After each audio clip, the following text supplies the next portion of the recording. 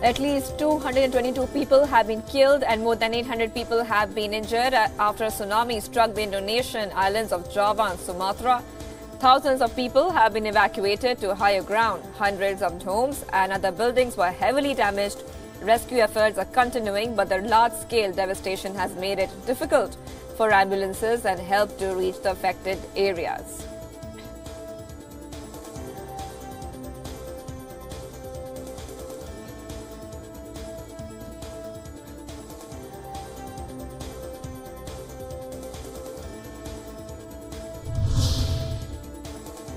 Health centers and hospitals surrounding areas hit by the deadly tsunami in Indonesia are flooded with patients as the death toll continues to rise and identification of victims is underway. An underwater landslide is believed to be caused by the erupting Anak Krakatau volcano, which is situated between the islands of Sumatra and Java. A tsunami washed away an outdoor stage where a local rock band was performing for hundreds of guests at an end-of-year party, killing almost 50 people.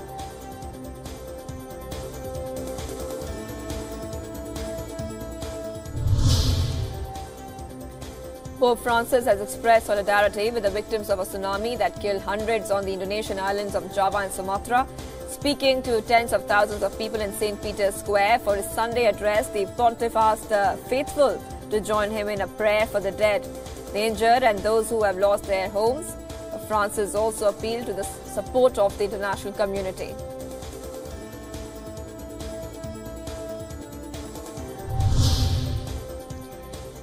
U.S. President Donald Trump has announced the Deputy Defense Secretary Patrick Shanahan as the replacement of Defense Secretary Jim Mattis. Shanahan will be in an acting capacity of Defense Department from January 1st. Jim Mattis had resigned over policy differences and offered to stay in his post for 2 more months. Trump announced Shanahan's appointment in a tweet, calling the former Boeing executive very talented.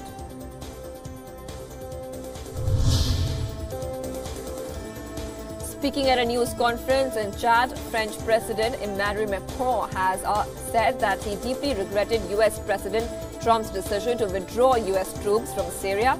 The French president ended the conference by reasserting his support to the Kurdish-dominated Syrian Democratic Forces.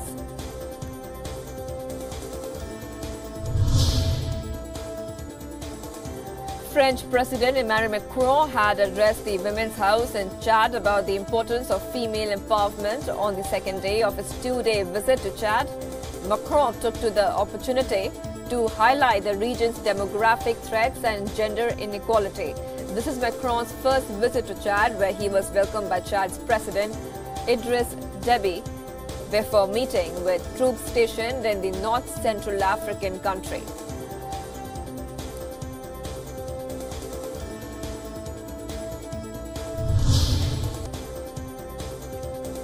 Italian Prime Minister Giuseppe Conte has met the Libyan commander Khalifa Haftar in Benghazi, a month after a summit held in Palermo. During his visit to Libya, Conte headed to Benghazi to meet Haftar, a key figure in the oil producer country who lived for years in exile in the US and now rules most of Libya's east. More than 8 years after long-serving dictator Gaddafi was toppled by the Western-backed rebels with NATO air support, no central authority has asserted control over Libya, and the armed groups control the streets.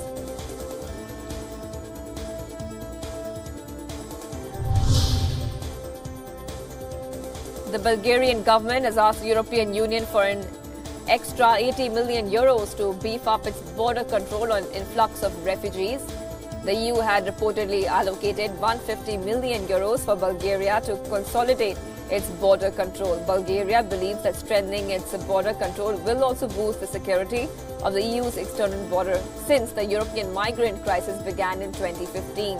A large number of refugees have tried to reach Western and Northern European nations by way of Turkey, Greece, and Bulgaria.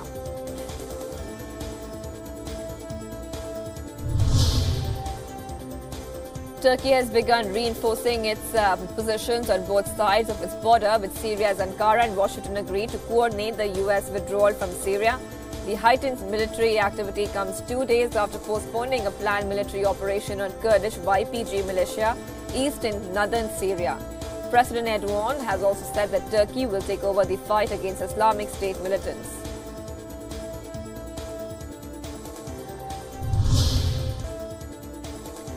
Thousands of Serbians rallied in Belgrade protesting against President Alexander policies and demanding an end to political violence as well as fairer reporting from the country's public broadcaster. It was the third largest protest held in the Serbian capital since an assault on the leader of the small Serbian Left Party on November 23rd.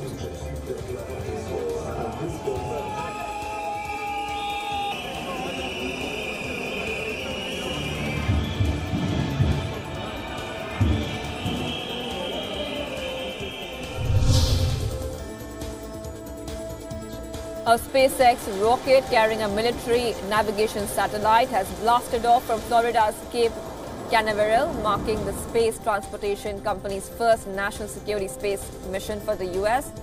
4 scheduled launches in the last week were cancelled due to weather and technical issues.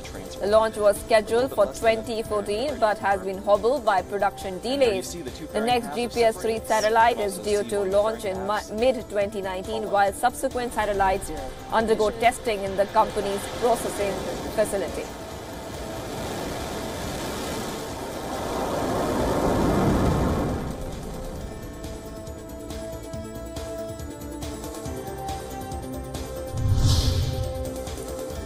More than 75,000 well-wishers have paid their respects to the Japanese Emperor Akihito, who has turned 85.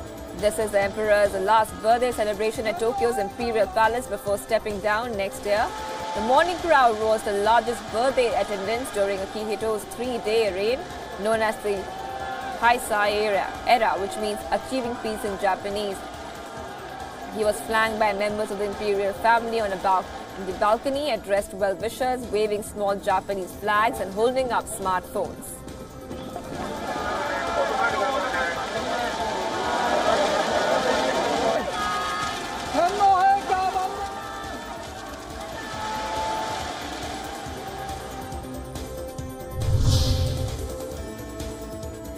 Cold weather has gripped northern India, affecting the road, rail and air traffic. The mercury dipped to 3.7 degrees Celsius in the Indian capital over the weekend.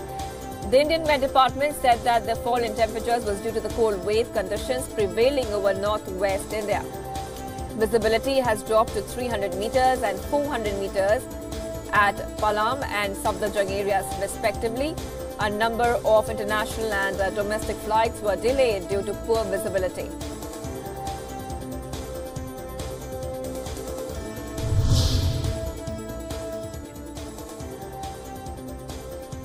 An electric vehicle exhibition has been organized in New Delhi, which has attracted scores of enthusiastic visitors seeking a cheaper and pollution-free commute.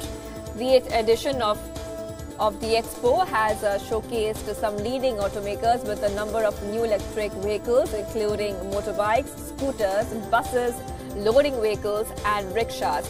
Prime Minister Narendra Modi's administration has set a goal to ensure all new vehicles sold in the country are electric by 2030.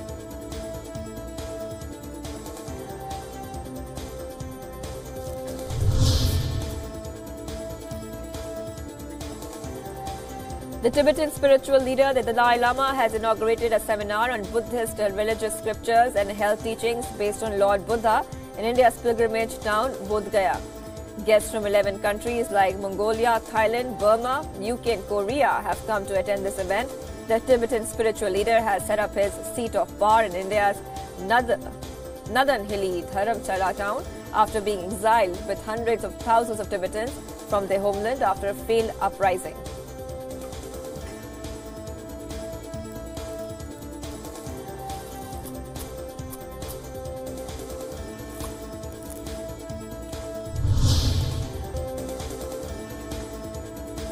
Palestinian activists dressed as Santa Claus have been protesting near Israeli military checkpoint by carrying Palestinian flags in Bethlehem.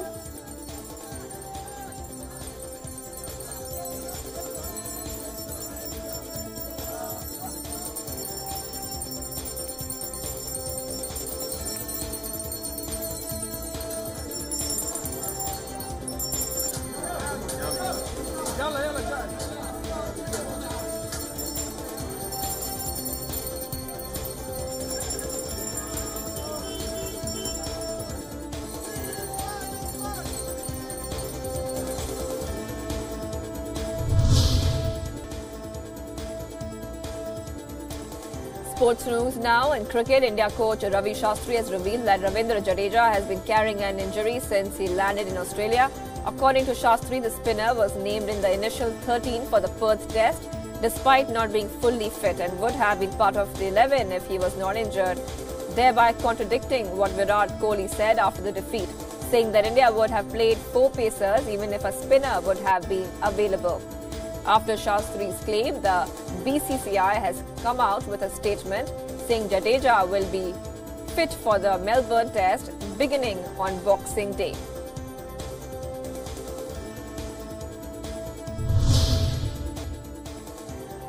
Indian actress Aishwarya Rai Bachchan celebrated the festival of Christmas in a unique way. Aishwarya graced an event hosted by a cancer hospital for kids suffering from the disease.